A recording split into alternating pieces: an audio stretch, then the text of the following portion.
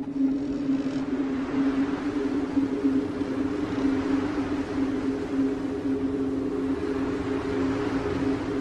want a sandwich. Now.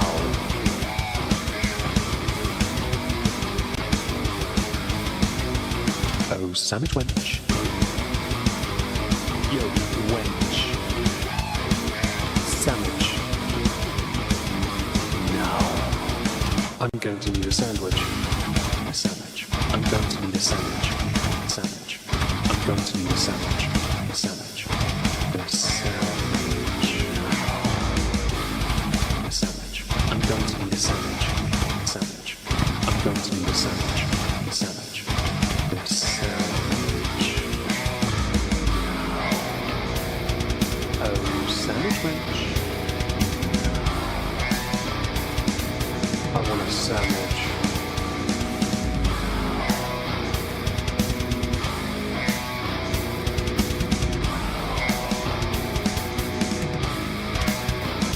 Sandwich.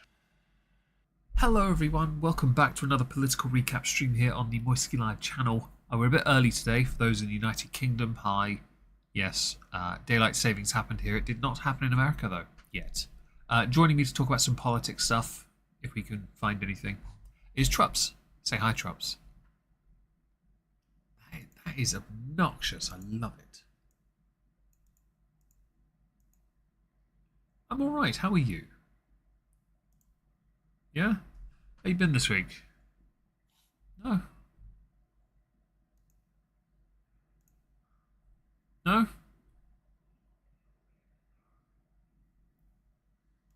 And Halloween is obviously a favorite, right? I've just done a fail. What? What did you do? I forgot to turn your audio back up on OBS. So the first 10 seconds no one heard you say anything. Well, that's fine. We record this for a reason. Yeah, it'll be on Rumble and Spotify at some point over the weekend. Yes, very good. Very quality. Sorry, We're folks. professionals. I was tabbed out. I was tabbed out for a second reading a DM from someone. So, what was I saying? Did you fix what we're looking at on the screen too? Nope. There it is. There it is. I fixed it. I got there. You did once. It is a process at the very least. It's called ADD. I just. What else? I don't know what else to call it, but I'm going to go with that for now for the sake of it. It just seems safer. Yeah, that sounds I should just do hotkeys. It was so much simpler if I just went bosh. Is there me actually clicking on it? Because I just keep forgetting. It's embarrassing. Well, that's fine. We're professionals. It's fine. Okay. Anyway, so we just had Halloween, obviously, favorite holiday of sorts. Great. It was banging. Now for me, as an adult now, I get to now be on the opposite side of normal Halloween things. Oh, I never got to be on the other side. I never got to be on the first side, like the kids' side. Oh, I never do that. I've heard other people say that similarly, and it just makes me sad. It wasn't in the early turn of the century, when I was 14, 15, 16. That was when it started to pick up. Mm-hmm. But that was turn of the century. In the 90s, right. It wasn't here a thing. It really wasn't. And I regret that to an extent because I never got to dress up in scary costumes or anything costumes. I never got that until I went to university, and obviously I can't go trick or treating in my 20s. That's highly inappropriate. You can only if you have children. That's true, but turns out I'm not father material. I'm aware. Not in the you're not father material. It's just that you are not a father. It's unlikely to ever change, but you've got a point. Well, I'm just trying to be kind. I appreciate your kindness at this time. Well, you're quite welcome. But anyway, so I get to enjoy the other side of things. Yeah. Which is I get to witness and encourage children to, be scared or be like weirded out, creeped out. So as an adult, I also dress up. And this is so that I can also give candy also in costume. Yeah. Are you scaring them? No, but I definitely did. Okay, so I dressed up as a plague doctor As you because should. it's an outfit I've never done, which is Renaissance weird Italy's because good. it's so common.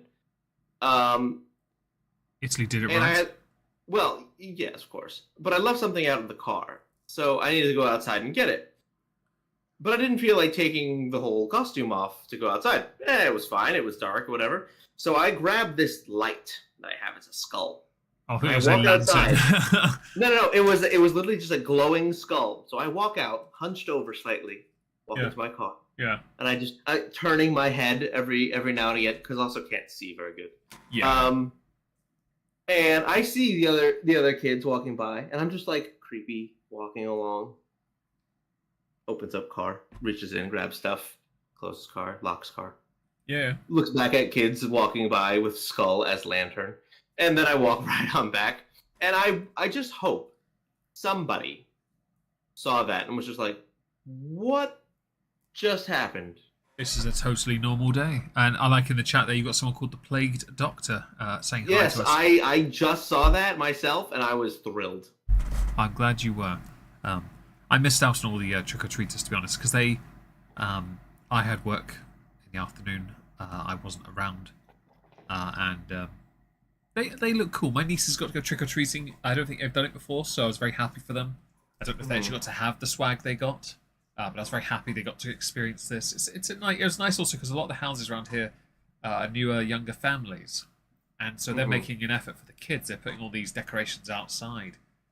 We had decorations outside as well. It looked cool. I was very happy for the kids in that respect because they get to have these memories, which I don't know if they'll remember it fondly or not, but it's something I didn't get to experience, so I'd like to believe it's already better for them.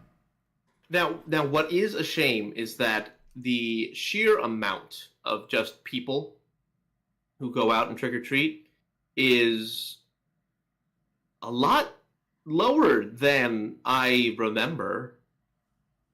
Like when I was a kid, I thought there were. Back in my day. Well, yeah, back in my day, I thought there were a bunch of different people out there and whatnot. But do you think? Shit, I don't see anybody anymore. Do you think it's because people are more introverted now, or do you think they're more afraid of their children being harmed in some manner? Because I've seen some scare things. I saw a video, someone running a magnet over the candy their child had got, and it pulled the Twix up, and they opened the Twix, and they found a needle going through it. I was like, people aren't doing that. I don't believe them, okay? When I see that shit, I literally cannot believe that that's a real thing. I'd like to believe that these sort of things are why people are becoming more introverted about it and not wanting to be a part or not enjoy a silly little. It's just giving kids sweets, really, isn't it? It's not doing the trick part. No one does it. No, but I think what it comes down to is, though, I genuinely think that COVID ruined a lot of this. It'll take a while to rebuild. It'll take a while to build back. Yeah, I think that's a lot of it because what somebody might have experienced, well, it was gone for a lot of formative years, and I think that definitely does play a major part in the behavior. Yeah. Or the lack of. So I mean that's a shame just in general, and I do think that COVID played a part in it. And the other thing is, I don't know how much these the younger generation really enjoys some of the things that we do or we did. I genuinely don't know if this is something that they are into or want to be into genuinely. Like, oh, okay, cool. So we dress up and we go to everyone's house and we just grab candy and go. I don't know. I feel like a lot of people just don't have that kind of priority anymore. Yeah. Maybe. I can believe that. Yeah. Sadly. So I mean that's the sadder part of it all. I hope to imagine that that's not the case. Because I prefer the other one where there's a hope for things coming back. Yeah. So yeah, that's kind of my thoughts on that whole thing. as it's getting more popular over here, I guess we have yet to plateau. COVID obviously ruined a lot of things, but to be honest, trick or treating didn't really matter to us. We just bought the kids treats anyway and just said, "There you go." I know that it's a remarkably Americanized thing at this point. Oh, it's like I know it didn't start here, but like it's ingrained in your culture, fam. And any excuse to have a holiday, right? Sure, actually, yeah.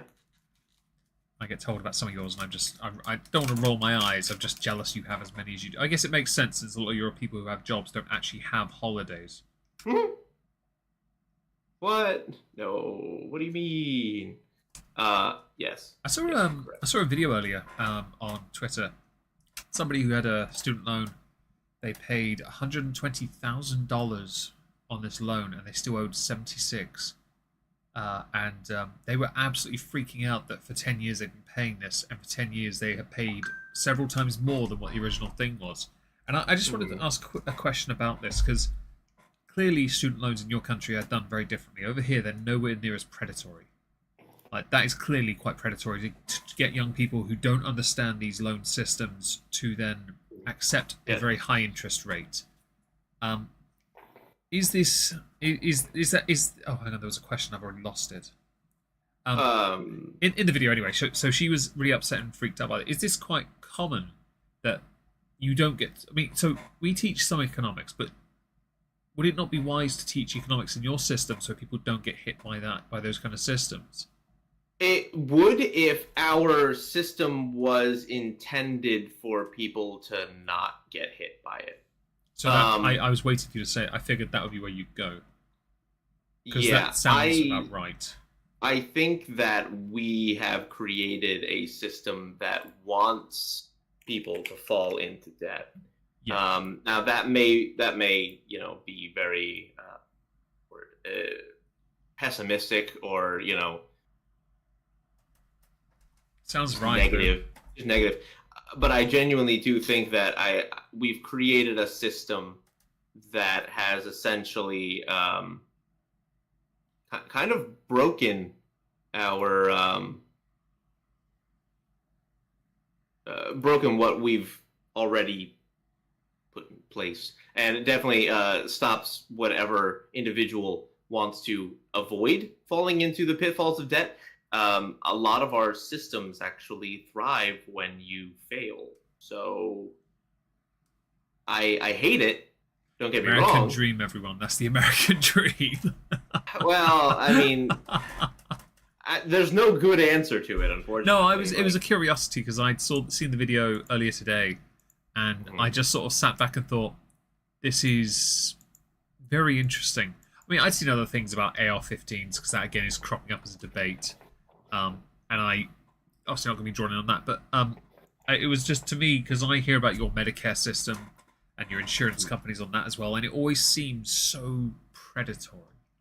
And it does when other countries, it's now many years after you were called third world, I hear about this and I'm just like, actually, this starts to feel more and more third world than it should.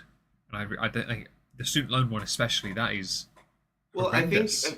I think the word that you're using to describe how the loans appear is the most accurate. It is predatory. It is. That is just the word. It's very opportunistic to take advantage of people who do not understand basic economics. Or not, unlike, so when you get a mortgage for a house, you're walked through the process typically. Uh-huh. But you're not with student loans, apparently. Or if you are, you're not given the information you need. Instead, you're given what they think you need as enough to go by. Well, if we want to just focus in on that aspect of it, just the student loan part, student loans by themselves are predatory because those companies have a vested interest in that going well. Not every loan is predatory, but we do provide a lot of opportunities for predatoriness in our loan system. For example, like the difference between student loans and like a mortgage, right? The mortgage is spelled out in front of you as hard as like it can be. I mean, like, it is overemphasized, all the pieces, right? Okay. Mortgages I would say, by and large, are more kind. The problem is that a lot of people just strictly can't afford them. I understand that. Like when I purchased the house, I was right as the utter floor of the mortgage situation was about to go up. Was yours starting to go up now? Oh, we are so higher. What is the average APR? APR for those who don't know, because I don't own a house. I don't know this. Oh, it's a. By the way, I'm only querying all this because I'm nearly 38 and I'm sat here thinking I need to start considering perhaps in a year or two trying to save up and get my own place. Have my office here because I love that, but have something for me because I don't like that I'm 38 and I still have a box room. Right. APR is essentially it's an interest rate. And then I hear about how other systems work in other countries, and I find it quite fascinating. I don't want to crap on it. At the same time, I want to understand it, why it's so different from ours, because I know a little bit about ours, and student loan one I especially know about because mine was very simple. I simply applied, and they gave me what it was based on my crappy, non-existent income. So you have APR insurances between 6 to 8%. So basically, that's an interest that you pay at closing on the percent of your loan. So if your loan is $300,000, $400,000, you pay 8% of that at closing as a cost to the loan seller, and then you don't have to pay that. But then your mortgage is whatever that price is. This offsets a lot of cost that you would have ordinarily just paid into the loan, but the interest rate is basically paid up front for the extent, the actual length of time that your mortgage is. So some people have a 15-year mortgage, some people have a 30-year mortgage, some people have a 40-year mortgage. And basically that APR is a calculated cost that goes into buying a house. See, I can explain that, but I couldn't tell you what the fuck a student loan looks like. So that's why I find it so interesting, because you've been through the education system, have you? I believe. I have. Yeah. And there is very little there. That's really intriguing. Also, I find it fascinating because you go to a lot of parents have also, not many, but there will surely be parents who've also been to college that may still be paying their loans based on what I'm hearing. Yeah, that's very possible. I find that quite concerning. That you're still in that position. Okay, it was just a fascination on my part, and I do apologize if I've called you a third world country. Obviously, it's just sometimes I hear things and I'm like, this doesn't help. I can't say you're fully wrong. We're a third world country, so don't worry. Yeah, well, that's just because we're nanny state enthusiasts. I know. And you love the victim. We really do, and I'm gonna talk about that now. So I saw an article from Salon. I don't know if you heard about this. I mean, technically, it's not wrong. But at the same time, from what I've heard from apologists in your country this week, it might not be. Title: MAGA and Christian nationalism. Bigger threat to America than Hamas could ever be. Oh, God. Okay, yeah, hold on. Send me that article, because I remember seeing parts of this that I needed to I am going to go and get it. I'll get it for you now. I've put it in our server. It's there now. It's actually part of a tweet that I saw via Libs of TikTok, because they're claiming that Trump supporters are more dangerous than Hamas or Nazi terrorists who behead babies and do other things. There are many things they say in that, and I can't say it, although I shouldn't have said behead babies, to be honest. Allegedly. Well, it says in the tweet from Libs of TikTok. I can't read any more of that, though, because it gets worse. But yes. So technically, correct, because Hamas has not got a foothold in your country. But then you have to consider that then you have to argue that you are then assigning Christian nationalism as a threat to America. But Christianity is a fundamental part of your nation. It's so ingrained in your country's culture. It's not can't be considered a threat to your country when it is your country. Yeah, but I'm not trying to simplify, but that's how I see it from an outsider perspective. I think one is I find them on two different scales. Not that really you should have a different scale when it comes to terrorism, but one of them is an existential threat. Yeah. One of them is seeking your utter destruction, right? Your very fundamental being is an offense to their way of living, and they don't want you to do that anymore. That's MAGA, That right? would be, well, no. That would be just Islamic fundamentalism, Hamas aside. Oh, you mean the same group that Vice President Kamala Harris said that this week more protections need to be in place to deal with Islamophobia? When, right now the argument is less about Islamophobia and more about the intolerance shown towards Jewish people. Yes. It's interesting how that happens quite often in governments. They immediately jump to the religion of peace. Well, you know what's even funnier about that is they're actually the majority religion. Yeah, they don't like hearing that.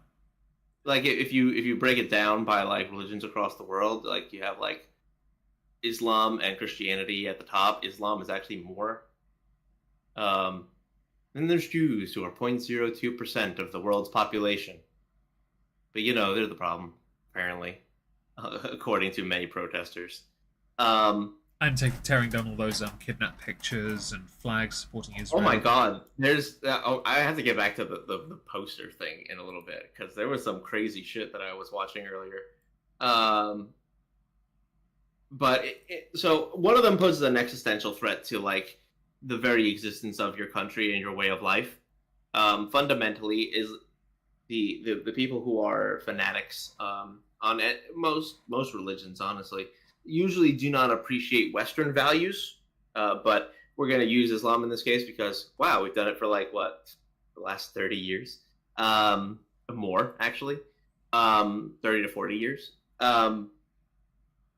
Most of the time, the actual religious fundamentalists do not like a lot of more progressive and liberal intentions, which, from a conservative's point of view, we can change over time. Like, here's a good example.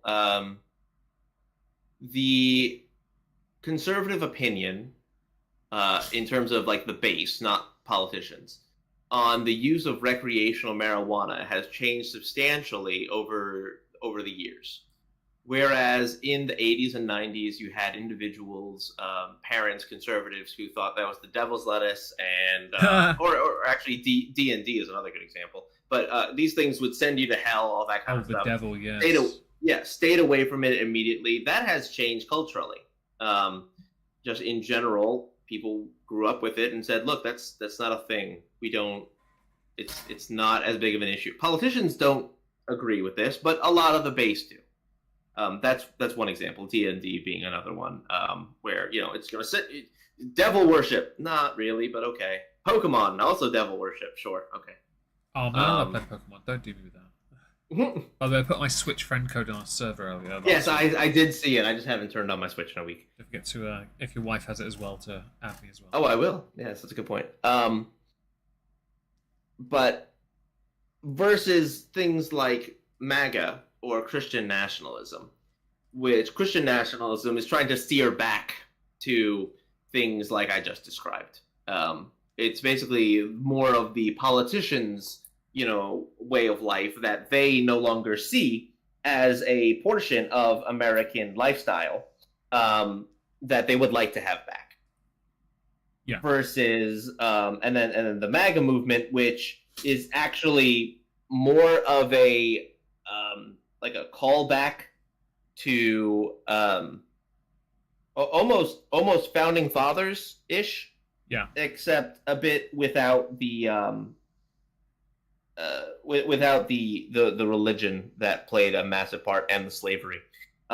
Just a question about MAGA. So, is it still quite strong? Yes, very much so. Okay. The base idea of MAGA being that we make America great again, right? One of the core tenets was that we do too much stuff outsourced. I remember because I've got some MAGA related merch that I had sent to me by Leona after I paid her for it, including a notebook, some pins. I didn't get a hat though, because I think you've got the hat. I did get the hat. I've got some pins of Trump Pence. Naturally, I regret that slightly now. No, I'm kidding. They actually hung on a picture frame on my wall because I think they're hilarious. But yeah, the All said made in America. That was the point. right, it was made in America, and let's focus on making America stronger because we have lost the plot over the past however long, doing these career politicians and establishment people. That was the idea. That was the original idea of why they voted in Trump, who's expressly not a politician, in the first place. The people were sick and tired of, the Clintons, the Ivy League Bushes. bullshit. Yeah. Clinton, Obama, Bush, all of them having done what they did, constant war. Like, we were just like, hold on, let's try a little bit of a self-care routine for a little bit. Unfortunately, what that turned into was xenophobia, extreme nationalism, as far as the media was concerned. And you know that both of those things are very bad unless you're another country, in which case it's totally fine to be proud of the country you're from. It's a very common theme here where you're not allowed to be proud to be English, but you can be proud to be British. Yeah. You're proud to be Or, Scottish, like, Welsh, Northern Irish, but you cannot say English. And I'm like, but I'm quite proud to be English. Because we conquered the world. Why should I be not proud of that? Seriously. the other problem with it's wrong to be proud to be an American kind of thing is that we have so many different people from so many different walks of life that a lot of people, what they do is they take their identities from their family or the cultures that they grew up with or the countries they immigrated from, and then they fly that pride in America, which So I have no problem with. That's typical of like second gen, isn't it? Like they try and make it more about where their family are from, but their family left there for a reason. They came to either live the American dream or because oppression. Yeah. They left it, and they don't seem to. Many second gen, was it first gen, second gen, whatever. The children don't seem to get it. Yeah. And I think that's so embarrassing. You have it with you still have it with politicians in your country who say I'm Irish, and I'm like, no, you're fucking not. You're American. Shut up. Right. And that's essentially what it is. Like when people like ask me like, oh well, what are you? I'm like, well, my father was an immigrant from Cuba, but culturally, I'm Cuban and Puerto Rican. Okay, well, Puerto Rico counts because it's still technically America, but like ish, it's a territory. To me, the moment you're born in America, to me, you're just American. Yeah. But a lot of us want to hold on to something because I get that though. I do. We don't have a culture that really extends beyond. Like, look at the difference between like British culture on a grand scale. British culture exists for thousands of years. Yeah. Right. American culture, 300 years ish. Yeah. 350. I mean, I've got over 1,000 years, and people still say we don't have culture. I'm like, motherfucker, you're saying that in front of a castle. Do. It's just conquer and boats. Well, we have castles, like, fam. Come on. And those are gorgeous, by the way. I like my castles. Yes. But when it comes to people like, hey, do you have American culture? I mean, yeah, we have culture. It's just our culture. I mean, our culture is just, people don't like it when we tell people like what our culture is. Like, what is our culture? Our culture involves guns, giving zero fucks to authority. We are leading innovators in things like aerospace and flight, which I think we should be really proud of. You should be. You should be. I especially love your work on Top Gun. Yeah, I mean, true. But like in terms of flight by itself, like, okay, we had genius inventors in American history from all walks of life. Like some of them came from other countries and brought their genius to this country. Just to clarify here, though, that when it came to like that area, you took over from other countries that obviously created it first, and you took it to a level where it just can't be. We can't compare it because you guys are better than most in that department because you had the brain to invest in this area. We don't. We reduce ours like you have when you have a Democrat president. Typically, it's just that's how it goes. Right. We don't have the presence we used to have, but we were one of the first. Oh yeah, and when it comes to innovation, a lot of it comes down to whether or not you have the funds to actually engage in it. As a brand new country, we didn't have the kinds of debts that Britain or France did. You also had vast amounts of untapped resources in your country itself. You have vast quantities of gold. You have all the oil and everything else. You had everything you needed in your country. Right. And that was something we in the United Kingdom were too small. That's why we Yeah. fell behind. But we had a stronger, and we were fast enough, and obviously we were all smart enough to form the alliance necessary to make sure that we are not left behind by other bigger sized nations who, let's face it, no offense to most of them, we beat you in a ground war anyway, so don't try and treat us like a bitch. It's not going to work. Not you guys, the European ones. They're I was embarrassing. going to say the French. Well, No, obviously. I was having that discussion with somebody else. I was like, yeah, no, we beat off, wrong word. Yeah, we giggity. we beat the British in the Revolution. We sent them packing, and then about 40 years later, they came and burned our White House down. Well, we had dinner first. Just a quick thing with that. We had to wait months to get reinforcements. We were already handicapped, okay? True. Yeah. No. I mean, that was the problem, though. Back in that day, like the era of, and also don't forget, like the era of that era of combat was the stupidest thing in the fucking world. Oh yeah, Y'all stood in a straight line. Yeah, and one-shot muskets, man. Yeah. You had to wait for them to shoot you first or something, and their shots were horrendous in those things. Yeah, no, and there was like smooth bore ball that basically went any which way, could have curved right if you had the wrong the pack of black powder. Yeah. Right. If the Like, black it powder got could have wet, your shot- gun was useless then. Oh, that too, and then that's why you saw so many people just carrying sabers. At least that made sense. But they had bayonets on the end of them, and I thought that was quite funny. I'm like, you may as well just use it as a very long pole arm. Halberd. That's Well, I mean, yeah, no, I mean, it should have been. It should have been more common. Both are technically true. Pole arm is just basically saying that it's a weapon on the end of a large stick. It may as well be that then. Well, actually, to be fair, those muskets were made of wood. And Yeah, I mean, and that by itself is its own conversation. But when you talk about culturally, right? Yeah, America hasn't had enough time to necessarily build their own culture, so a lot of people, or hasn't had a time to establish a culture on par with places like France or Ireland or Russia or any of the Baltic states, even Africa in a sense. Egypt being one of the first civilizations, their culture goes back till 2,000, 3,000 years before Christ. So, I mean, when you talk about actual culture being from a place like Egypt or being from a place like India or China, even it's not even comparable. You'll have thousands of years. I was not say tens of thousands, not quite accurate. But just before we go back on point about MAGA and Christian nationalism, Orla, you mentioned the idea England was never conquered. Of course, we were the Romans and the French. Well, normally. Now, when you mention no, it's just points being made about UK being a superpower, why England is about why and our involvement in the slave trade. Of course, we were one of the first. We conquered the world after all, and yes, we abolished it quite quickly. In fact, hang on, I need to cat out. Anyway, back to like MAGA and Christian. Do you, as someone that's more conservative leaning, do you consider Christian nationalism a threat to America, or a bigger threat than Hamas? Which the answer should be yes, but not for the reason that they think. Okay, it is a threat because there are pieces of Christian nationalism that pose a danger to our standard operating life. While I'm not opposed to things like teaching morals,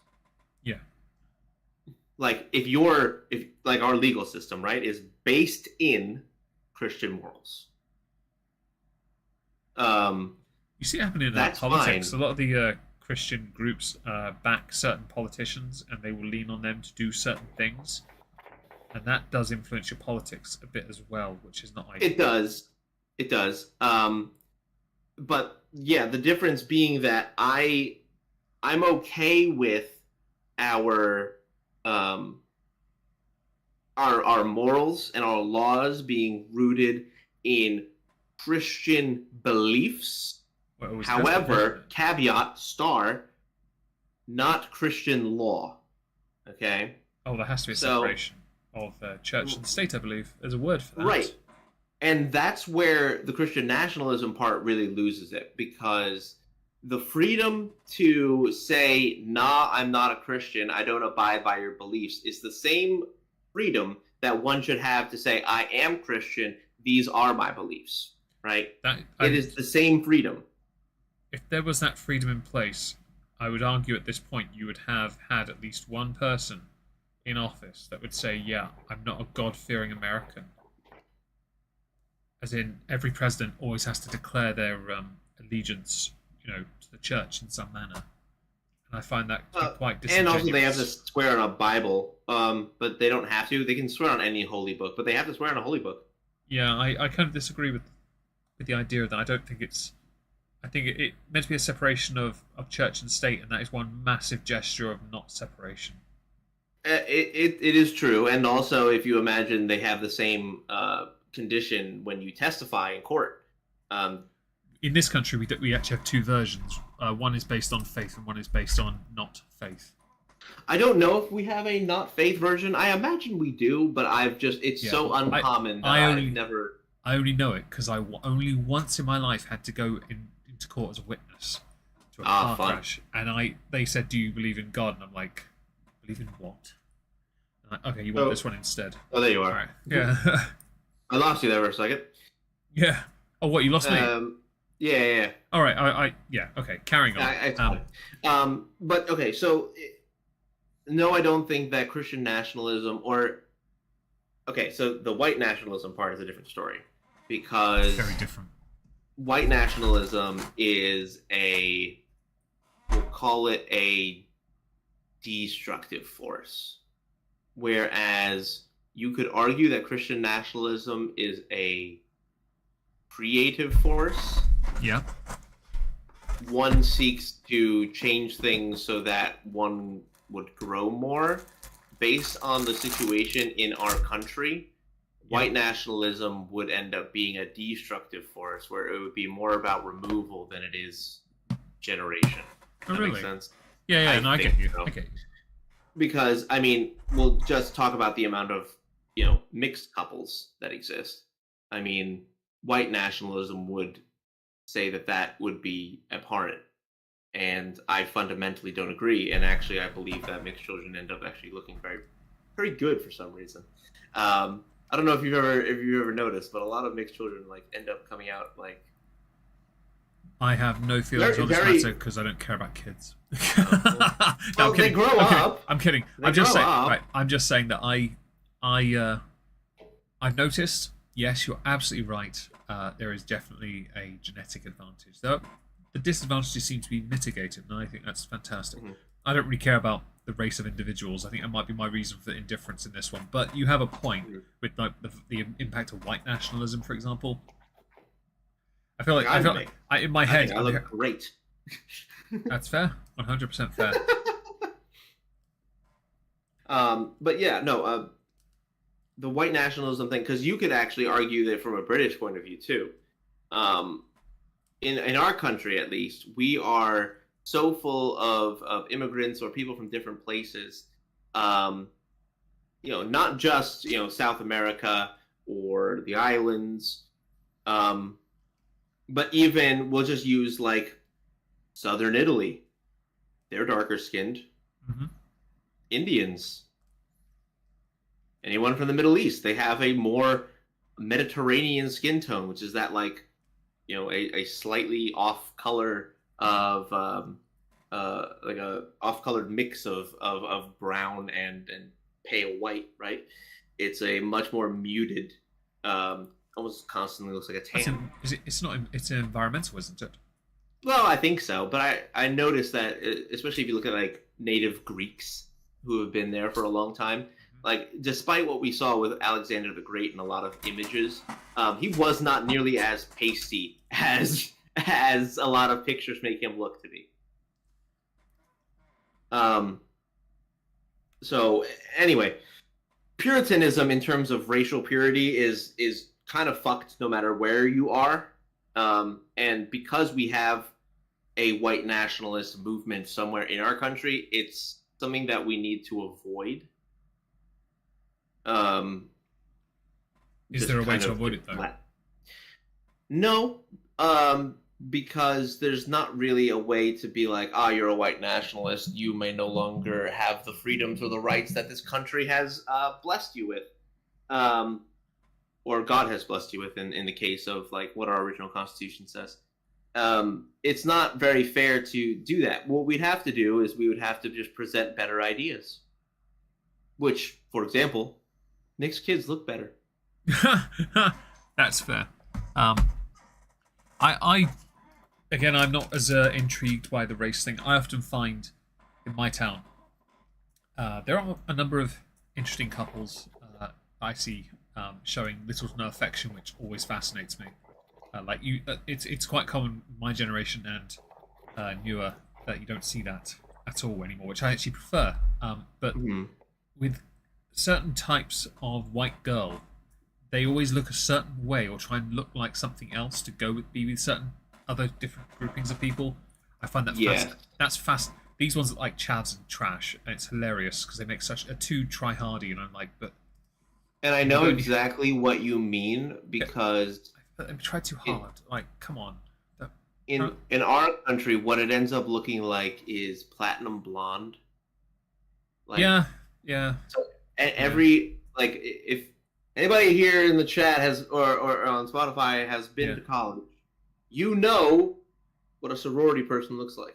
So and I don't mean like, every sorority, but the sorority that I'm thinking about, where everyone is platinum blonde, they all look the fucking same. I know exactly what you're talking about as well. So I'm as far as like the white nationalism thing, it's not as much of a thing over here. There are people who do believe in nationalism. There are nationalist parties, for example, but they're not the same as racial nationalism. I find it quite ironic that, for example, in Scotland they have a nationalist party that wants to be globalist.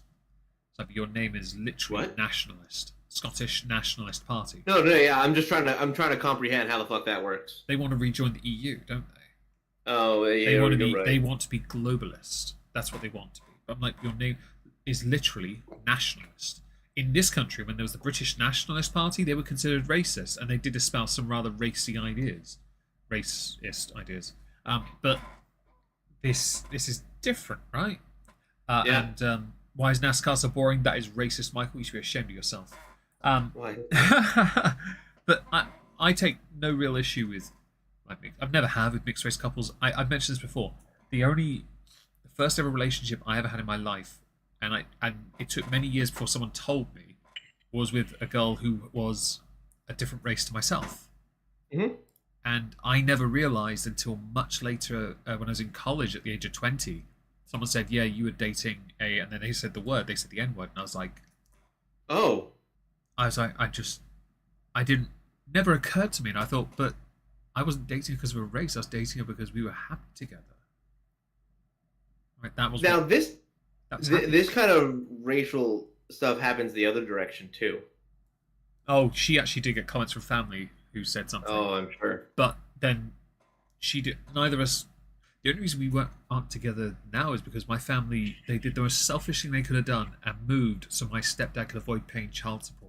And they moved 140 miles. Jeez. And I was like, I can't keep in contact with her. I didn't have internet access. I didn't have a phone. And I see how happy she is now these days, and I'm really jealous, to be honest. Because perhaps I'd be less INTJ, I'd probably be I have that, though. I mean, everyone kind of looks at, like, an ex and goes, not every relationship ends poorly, right? Sometimes you're just happy to see them happy later on in life. I am not, because... No, I'm kidding. I'm very happy. No. She was that... But it was that thing of... That was in 2003. We're 20 years later, yeah? Yeah. And I'm intrigued how society has moved so much further forward now to being more accepting of mixed race relationships and couples. Yeah. My mother did not care in the slightest. In fact, she never said she didn't care at all. She was really happy because she liked the person. That's perfect. I don't understand. That's why I never, in my head, and I'm trying to, it's that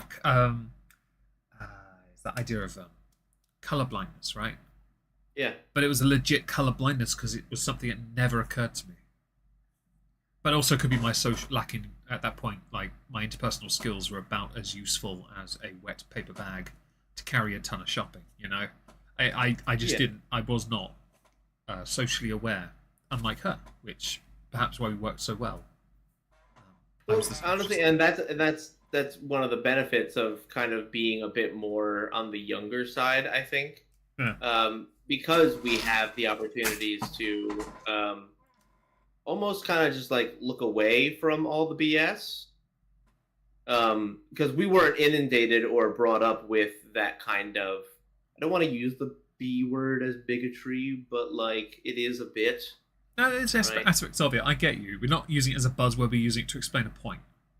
Right. Like we don't grow up with the, the oh hey, well, my great grandfather told my grandfather, and then they told my father, that kind of thing.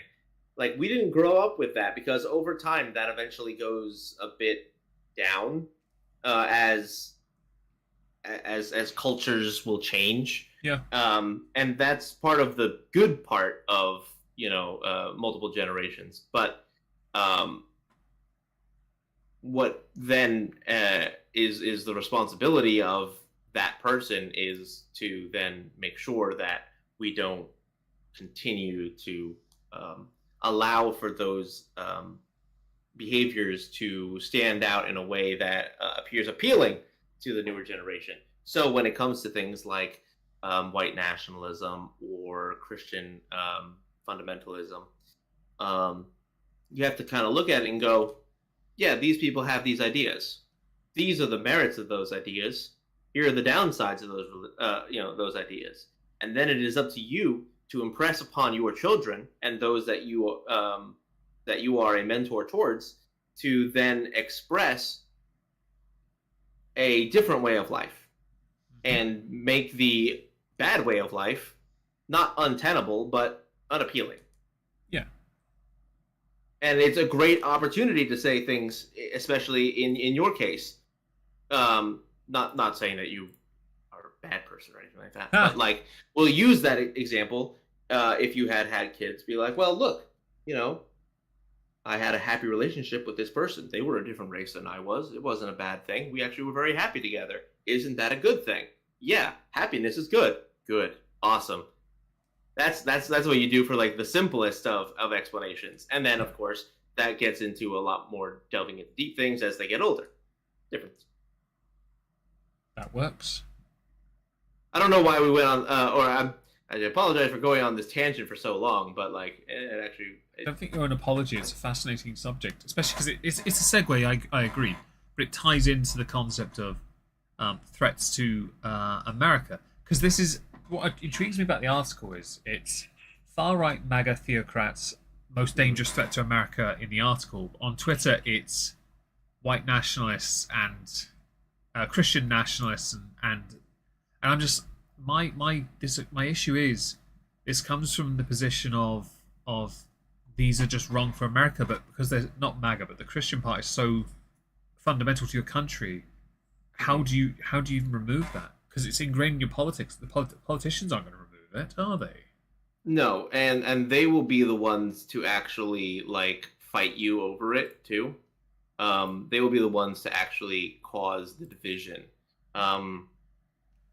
Because some of them are older, this partially is another reason why I think it's wise that we have a age where they are no longer, in power. Yeah. Because it allows for different individuals to come in.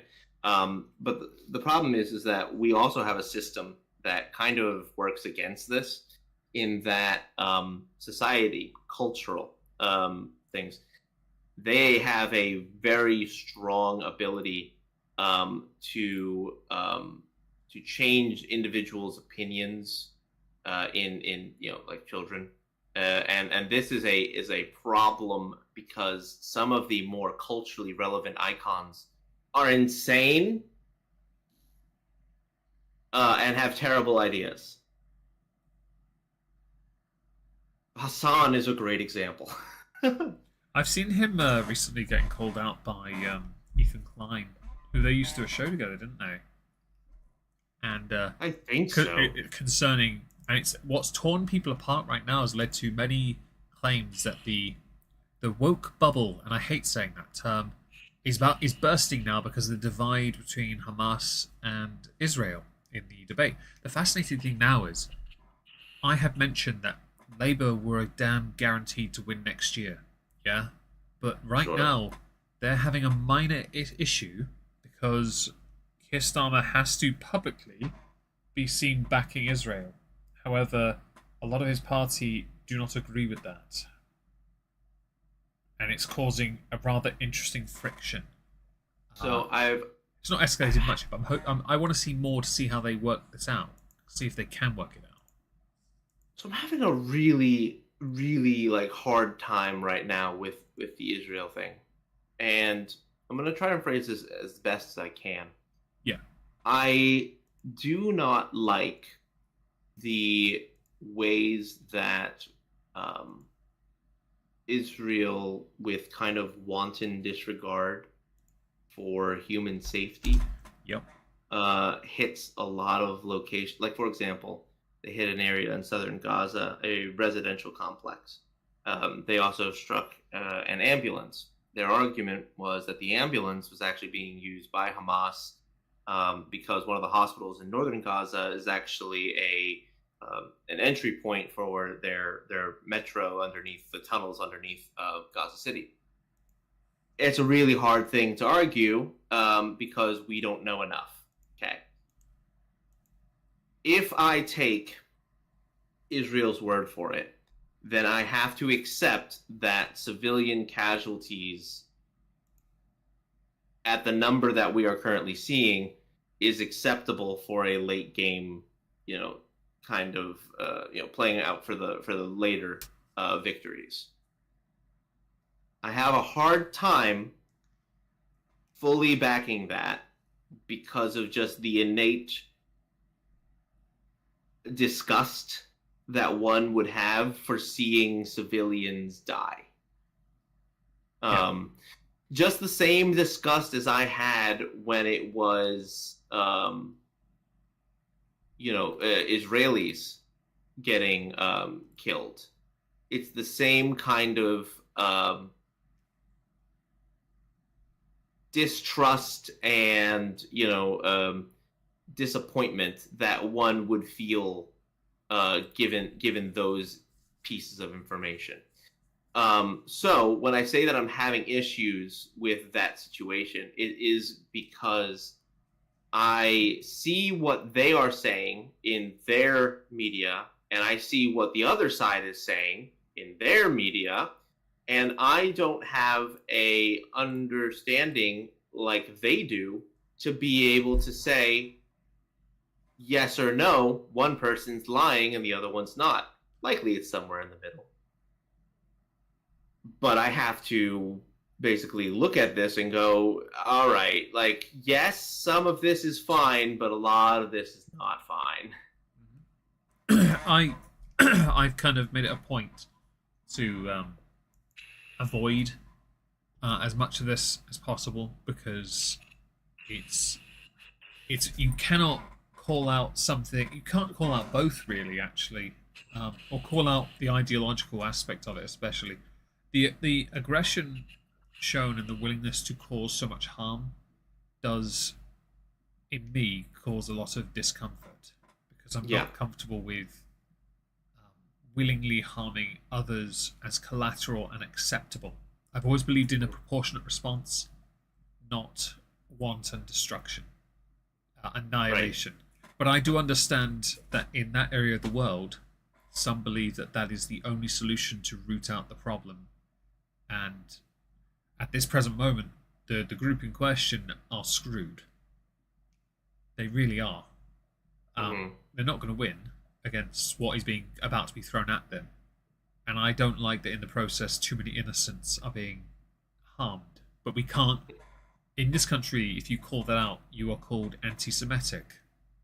But you're also called Islamophobic if you call out any actions committed by anyone of the other side. Because this is two different faiths having a fight here, with others willing to jump in if and when needed that are not faith-based or faith-related. I find that quite concerning. And I don't have an actual like straight up like I'm not saying in one way or the other that like we agree with one side. It's more like it's also not a both sides argument. It's a situation where you look at it and go, civilians dying is bad. done. And so yes, there is a piece of that cannot be avoided in things like what Israel has to do if indeed Hamas does use civilian targets, which we know they do actually do. They use civilians as shields. We have to. The other option is basically to step back and go, this isn't my fight, therefore you kind of just let the country do what it did. That's the other argument that a lot of Americans have, especially when problem you've got is your country are, and much like my country, are 100% in on the side of Israel, regardless. Yeah. And then they go there. Also, they go to the area of the world and make it seem like they're going to try and achieve peace. And I'm like, Benjamin Netanyahu is going to ignore you and think you're a moron. And he did it earlier. He threatened to wipe out Hamas. He will if they do anything else, he's going to go in on them even harder. Mm-hmm. I was paying attention. I know what he said. I actually get the exact quote. It'd be a lot better, wouldn't it? It's like 3 words, I think. Yeah, you will pay. Simple. He's like, after Hezbollah said, don't test us. No, he warned Hezbollah, don't test us. You'll dearly pay. After they threatened Israel and the US for further escalation on the Lebanese front. The IDF has struck ambulance convoys in Gaza. Now that I'm against entirely. Right. Don't. But you see, like, so what it comes down to is this is war. And war does not have any kind of clear reporting. Yeah. There is almost nothing that you can 100% believe is accurate. Even your lying eyes can lie to you, especially in a world where, I mean, almost anything can be made to look real. Very true. Or sound real. I mean, this is going to be very interesting because from a different stance, how your politicians and my politicians handle this situation or their involvement in the situation. Many in my country are just like, we need to deal with a ceasefire. We need to push for a ceasefire. It's like, but we have. It failed. Why are you still pushing this? Like, it's not a case of electric boogaloo until you get the result you want. It's not like the Brexit you tried to force, you pricks. Like, they wanted multiple votes on it, didn't they? Like, motherfucker, this is not how this works. This area of the world does not abide by the same rules we abide. So why are people so desperate to push for something that doesn't seem to be likely? Not only that, but like, why are we as outsiders trying to muscle our way into a problem that, like, besides the issues that came with taking American hostages, right? Why are we trying to muscle in on the actual behavior? And I think even Biden actually made a comment recently that was like, hang on a second, this might be getting a bit out of hand here.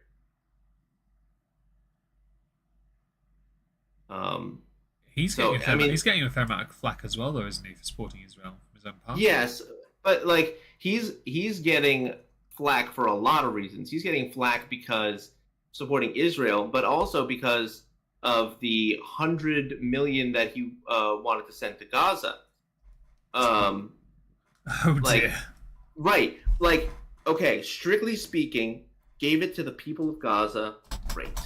That's not how any of it happens, and everyone knows it. Yeah, sorry, but that was like the jokes of old about giving money to African nations in Africa, and then the money got spent by the actual governments themselves. Or giving things to the people of Afghanistan when the Taliban just took it. Like, we've done this before. Made that mistake many times. So, in our attempts to look virtuous, we end up being assholes. But, like, hey, sum up American politics, modern politics in a single sentence. There you go. Seems In an attempt- accurate. Yeah. Um. So I really don't know. But here's the good news. Apparently, Ukraine's over. Wait, really? Have you heard anything about Ukraine? No, I've heard nothing. Oh, there you go. I now have to A go lot and of look. people, a lot of people have basically just been like, well, look, pretty clear to everybody involved that Ukraine cannot continue to hold out. Russia suffered heavy losses in failed tank assault on Vuhledar. Russia Sure. launches drone attack on Ukraine infrastructure. Zelensky pondering ideas of 2024 election. And is assault still going? But it's yeah, no one's really talking about it. And a lot of people on the other end of this, the American side are basically looking at this, going, look, we don't want to fund this war anymore. And if we don't fund the war, then it's over. Do you think the reason that people look at America and expect you guys to fund it is because you made so much money during certain world wars from weapons production? Probably. Okay. We may have made a name for ourselves in the arms dealing business. Oh yeah, you certainly. It was an arms race with you guys. Well, true. But extra to that is the fact that we, I mean, since our intervention in World War One and even before that, yeah, we have been selling arms, and usually to allies. So then, do we just stop doing that? No, Like, we don't. The money. problem is we don't export enough other things. A lot of our exports are bullets. Your people need them to fight tyranny. Yeah. Well, actually, true though. Yeah. Because that is one reason why America can never be invaded by an outside force in the traditional sense. There are 800,000 police, a similar number of military, but there are 80 million gun owners. That's less than what I thought it would be. Yeah, but imagine each one. In the case of a situation where that happens, then I don't think a lot of people are going to turn into law-abiding citizens. A lot of people might be like, "Hey, I know this is my gun, but here, take this." That's fair. I presume. But that is, of course, in the worst case scenario where, like, China decides to ground invade from California, not California, Texas. China invading. That's cute. Right. Well, they have no balls. But Obviously not. But yeah, so that's kind of where my brain's at, looking at a lot of this stuff. It's not good. None of it's good. But to see Salon caring more about, like, oh, hey, white nationalism is actually more of a threat than Hamas. It's deflection. Shut up. It's apologetics and deflection. They just want to they want to create a new drama to focus on and use it to make a larger point, but their larger point falls flat because they hyper focused on the wrong thing. I don't know. Anyway, we have reached just over an hour, so I need to vanish and do stuff. Trups will have to go and do stuff as well. Are you here next week? Yes. Oh, sweet. Very good. Same time next week, or maybe hang on. No, you were Correct time. Correct time next week. So next week it'll be 8:45 my time. Yeah. Yeah, because you were 7:45. That was 2 hours earlier. Right. Okay, well, thank you everyone for being here. We really appreciate it. We'll be back next week then, and this will be on Spotify and up on Rumble over the weekend. Say goodnight, Trups. Good night, Trups.